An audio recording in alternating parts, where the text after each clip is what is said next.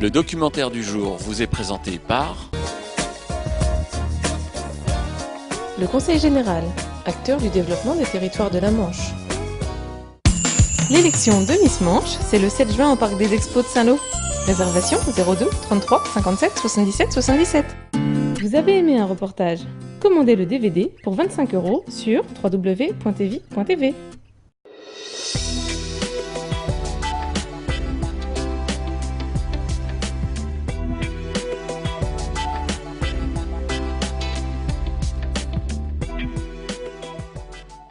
Ces vaches aujourd'hui peuvent être dans des aires qu'on appelle paillées, où on consomme un grand nombre de mètres cubes de paille et de tonnes de paille.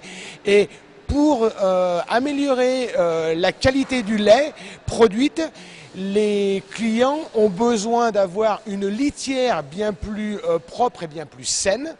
Donc ils recherchent des solutions de paillage vraiment à l'endroit où on aura les excréments des dites vaches qui vont se poser. Donc nous, on a développé avec un client qui avait cette idée-là, qui nous a fait confiance, et on a développé avec lui un premier prototype, le Cacnet, qui est en service maintenant depuis plus de 6 mois.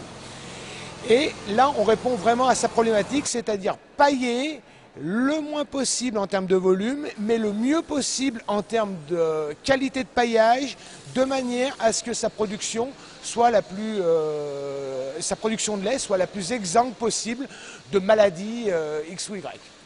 À partir d'une idée d'un client et d'une analyse de marché, où on se rend compte qu'on a un potentiel, on passe par une phase de cahier des charges approfondie avec le client, puis on passe par le bureau d'études chez nous, qui permet de faire la conception assistée par ordinateur en 3D, puis par des phases de construction de prototypes, modification par le bureau d'études, puis mise en place, suivi, essai. Cela permet d'avoir une machine à la fin qui est aboutie, avec laquelle on pourra faire un service après-vente adéquat. Notre cœur de métier, c'est quand même pour les matériels de l'élevage, la grande région ouest. À partir du moment où on sort un prototype comme ça, qu'on fait des démonstrations, on se rend compte qu'on a une demande soutenue d'agriculteurs qui auront la même problématique. Donc à ce moment-là, nous, c'est notre marché. On va construire une machine de base standard qui répond à ce marché de niche pour 10-15 pièces, et ensuite on sera même capable d'adapter des spécificités à la demande du client. L'idée de la Cacnet m'est venue lors d'un projet mis en place logette, parce qu'il me semblait qu'aujourd'hui sur le marché de la logette, l'intérêt c'était de la propreté des animaux, mais de l'autre côté c'est ne pas avoir la contrainte d'entretenir les logettes.